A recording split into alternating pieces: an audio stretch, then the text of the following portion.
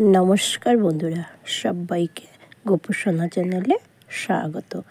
বন্ধুরা, আজকে আমাদের আলোচনার বিষয় হলো রামচন্দ্রের জন্মের কাহিনী ও রামনবমী ব্রতকথা। চলুন বন্ধুরা জানা যাক।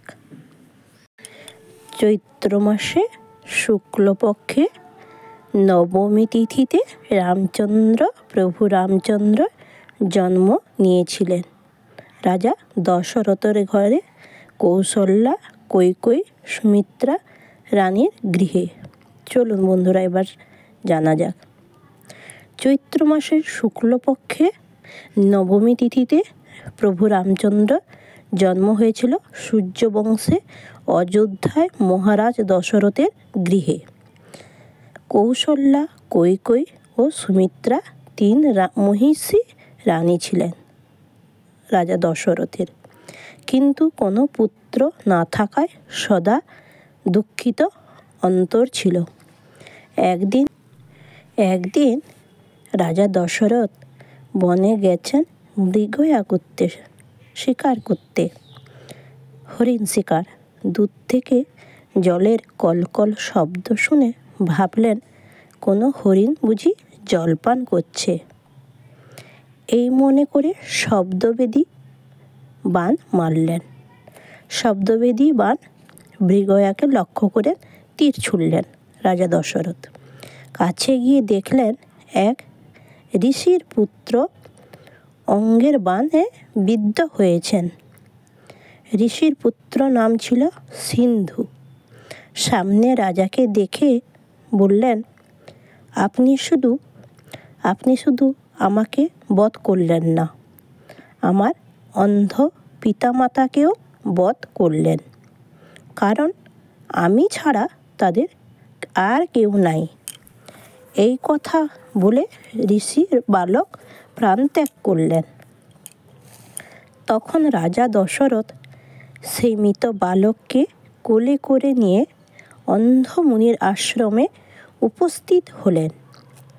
তাদের পুত্রের জীবনাবসান হয়েছে কথা জানালে অন্ধমুনি রাজাকে অভিশাপ দিলেন, আমরা যেমন পুত্র শোকে প্রাণত্যাগ করছি, তুমিও তেমনি পুত্র বিরহে প্রাণত্যাগ করবে। মুনির সাববাণী শুনেও মহারাজ এক বিন্দু দুঃখ পেলেন না, কারণ তখন অন্ধমুনি ধ্যানযোগে জানতে পারলেন ভগবান ইহারই পুত্ররূপে ধরায় অবতীর্ণ হবে স্বয়ং রামচন্দ্র, কারণ লঙ্কার রাবণ ও কুম্ভকর্ণকে উদ্ধার করার জন্যে। কে জানতে পারলেন? অন্ধমুনি ধ্যানযোগে জানতে পারলেন। তারপর মহারাজাকে বললেন, বিভাণ্ডব মুনি পুত্র ঋষ্যশৃঙ্গের দেহ মানুষের মতো, কিন্তু হরিণের মতো বদন, মুখমণ্ডল। তাকে নিজ রাজ্যে আনয়ন করে পুত্রেষ্টি যজ্ঞ করে তাকে তুমি চার পুত্র তুমি লাভ করবে। মুনির কথা শুনে মহারাজ দশরথ পরম আনন্দ ভরে বন থেকে ঋষ্যশৃঙ্গ মুনিকে নিজের রাজ্যে আনয়ন করে পুত্রেষ্টি যজ্ঞ করালেন। তাতে সেই চরু উঠল যজ্ঞকুণ্ড থেকে। তাতে সেই চরুটাকে তাকে 4 ভাগে ভাগ করে প্রথম ভাগ রানী কৌশল্যাকে, দ্বিতীয় ভাগ কৈকেয়ীকে এবং চতুর্থ ভাগ রানী সুমিত্রাকে দিলেন। তিন রানী হলেন গর্ভবতী। চৈত্র মাসে শুক্লপক্ষে নবমী তিথি, গ্রহ নক্ষত্রাদি সব কিছুই ছিল সুমঙ্গল উত্তম। প্রথমে প্রসব করলেন কৌশল্যা শ্রীরামচন্দ্রের, তারপর প্রসব করলেন কৈকেয়ী ভরত, তারপর সুমিত্রা দেবী জন্ম দিলেন 2 পুত্রকে। তাদের নাম হলেন লক্ষণ ও শত্রুঘ্ন। তাহলে কৌশল্যা পুত্রের নাম রাখলেন শ্রীরামচন্দ্র, কৈকেয়ীর পুত্রের নাম রাখলেন ভরত, সুমিত্রা দেবীর দুই পুত্রের নাম রাখলেন লক্ষণ ও শত্রুঘ্ন। দীর্ঘদিন পর অপুত্রে মহারাজ দশরথের চির দুঃখের অবসান হলো। মহা আনন্দে মহোৎসব করলেন রাজা দশরথ এবং 3 রানী তার সঙ্গে। বন্ধুরা, বোঝা গেল এই হচ্ছে আমাদের প্রভু রামচন্দ্রের জন্ম কাহিনী বা রামনবমী ব্রত কথা। এবার বন্ধুরা সে রামচন্দ্রের স্তোত্র ওই সঙ্গে পাঠ করবেন বা শ্রবণ করবেন। জয় জয় রামচন্দ্র কমললোচন, রঘুবংশ তিলক কৌশল্যানন্দন। পঞ্চবর্ষে করিলে তারকা নিধন, বিশ্বামিত্র মুনি যজ্ঞ করিলে রক্ষণ। হরধনু ভঙ্গ করি সীতারে লোভিলে, পরশুরামের দর্পচূর্ণ করে দিলে। গুহক চণ্ডালে কোল দিয়েছিলে তুমি, আচণ্ডালে প্রেম দিতে শিখালে যে তুমি।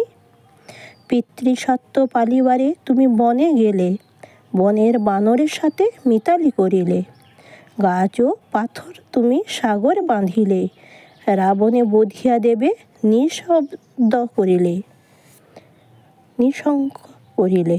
তোমার মহিমা প্রভু অসীম অপার, বর্ণনা করিব সাধ্য কি আছে আমার। অন্তিমেতে তব পদে এই আবেদন, পরকালে পাই যেন ওই 2 চরণ। বন্ধুরা, আজ আমাদের আলোচনার বিষয় ছিল প্রভু রামচন্দ্রের জন্মের কাহিনী ও রামনবমী ব্রত কথা। শুক্লপক্ষে নবমী তিথিতে প্রভু রামচন্দ্র এই ধরণীতে জন্ম নিয়েছিলেন শুভক্ষণে। বন্ধুরা, সেই তিথি সামনে উপস্থিত।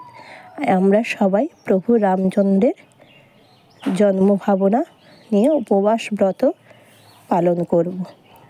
এবার প্রভুর উদ্দেশ্যে হরে কৃষ্ণ কৃষ্ণ কৃষ্ণ হরে হরে, হরে রাম রাম রাম হরে হরে, হরে কৃষ্ণ কৃষ্ণ কৃষ্ণ হরে হরে, হরে রাম রাম রাম হরে হরে।